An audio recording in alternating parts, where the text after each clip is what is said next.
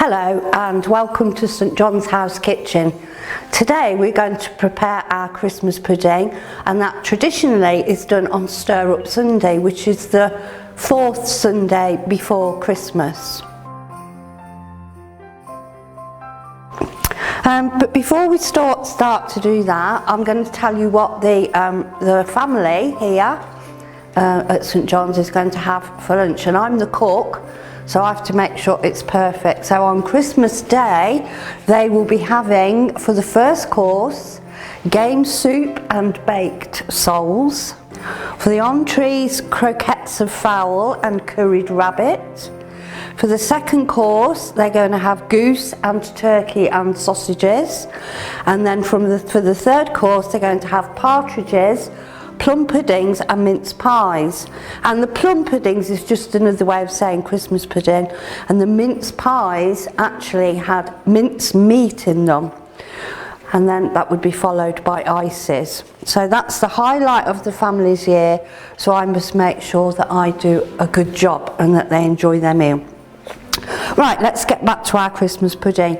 Now, Christmas pudding was originally what's called a pottage, and a pottage was like a soupy porridge, and it had meat in it. Now, the only meat product that I put in my Christmas pudding is suet, beef suet, or in this case vegetable suet, which works just as well, and that's just the fat element.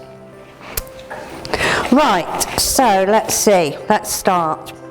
The first thing I need to do is weigh my mixed fruit, and I need 14 ounces of mixed fruit. Firstly, I'm going to measure out my fruit. Now, I'm going to measure in ounces, but you can measure this in grams. So firstly, I need 14 ounces of mixed fruit, which I'm going to measure. And in here I've got sultanas, raisins and candied peel. Drop that in. There we are, 14 ounces. So now we're going to put this straight into our Christmas pudding bowl. Excellent. Right, so the next thing we need is a pinch of salt, very important. So there we have a pinch of salt. And we've got 4 ounces of breadcrumbs. Now, I've had to grate my breadcrumbs with a grater, so I'll just finish off that job. And this is day-old bread, and it's much easier to grate when it's a little bit stale. So we'll get this in. Doesn't matter if there's big chunks in it, because once it's cooked it will be nice and moist, and it will give the pudding some body. There we are. So 4 ounces of breadcrumbs goes into my bowl.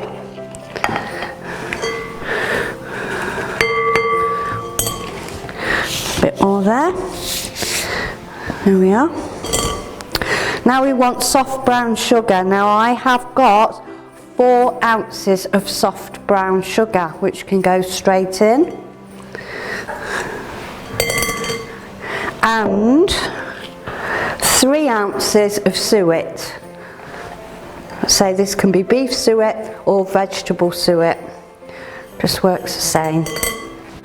So now I'm going to add the grated rind of 1 lemon, which I've grated on my cheese grater, box grater, and the juice of 1 lemon. So I'm going to squeeze this into my lemon squeezer,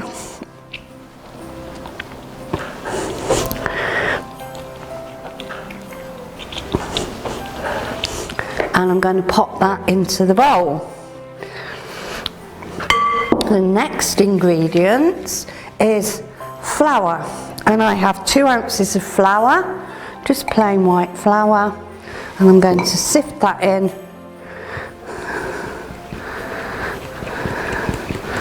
That's the flour, and 2 ounces of chopped nuts, and in here I've got walnuts, hazelnuts, almonds and Brazil nuts. We'll pop those in. Now at this stage I'm going to give my pudding a stir. So we'll stir that round. So I'm just going to give this a stir to make sure everything's evenly distributed. And I forgot to say, when I buy my flour, I always go to the same greengrocer because I know he doesn't put chalk in the flour to make it go further. So I know it's nice fresh flour. Now I'm going to add my mixed spice, and in here I've got cinnamon and cloves, and I'm just going to add a little bit of nutmeg. So I'm going to grate that into there with my nutmeg grater. Just a little bit, and that gives it a really Christmassy taste and smell. I'm just going to pound it a little bit more to make sure it's all nicely ground up. So that can now go in. Now, that's all our dry goods. So again, I'm going to give it a stir to make sure everything's distributed within the pudding mix. Now I'm going to add, make sure my juice has gone in. I'm going to add 2 beaten eggs, which I'll just lightly beat.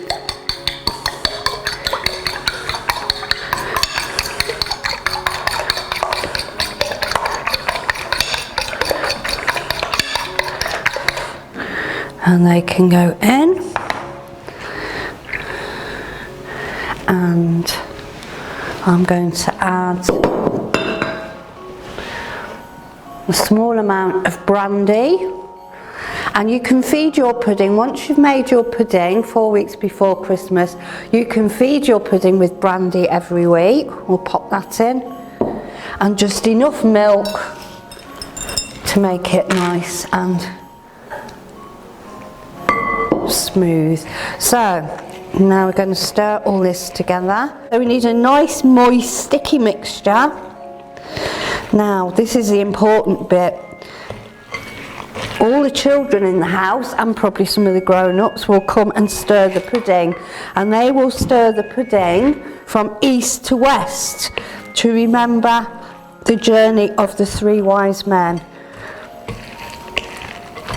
And then we will put in, for good luck, a ring if you want to get married, and some coins for wealth. Now, if you had a sailor in your family, you might put an anchor charm in there, or if you had a bachelor, you might put a button in there too.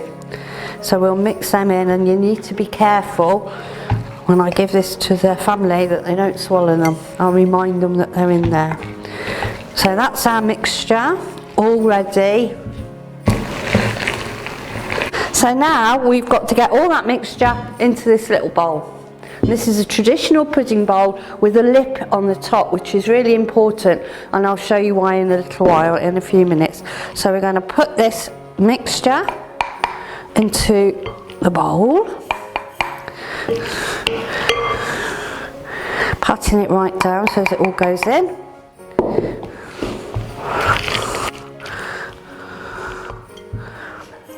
This is quite a messy job.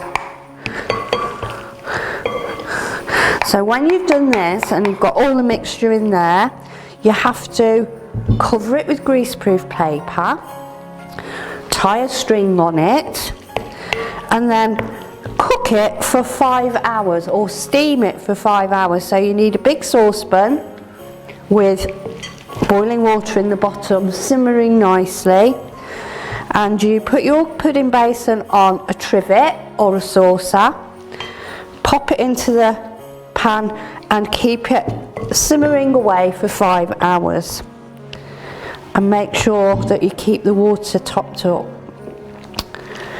So there we are, last little bit going in.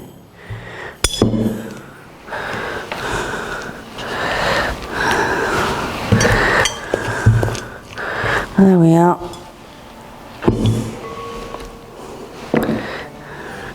Pass it right down. Good.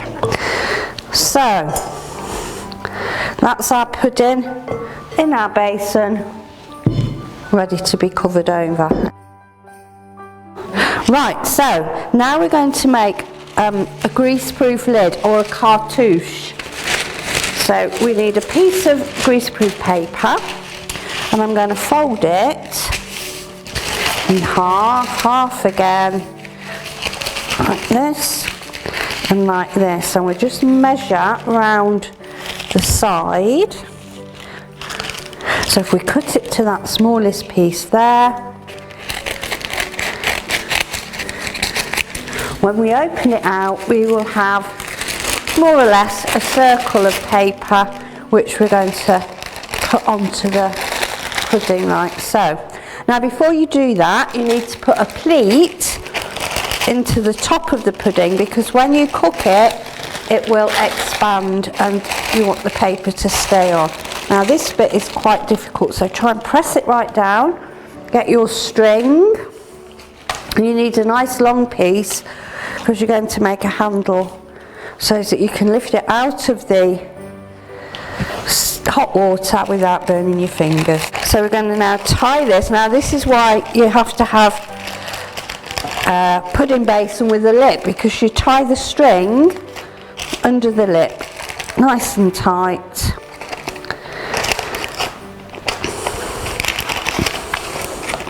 Like so.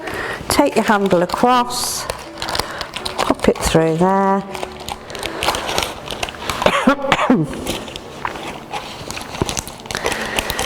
Tie it on, and then you've got a nice handle for when you've cooked your pudding, so that you can take it out of your pudding bowl.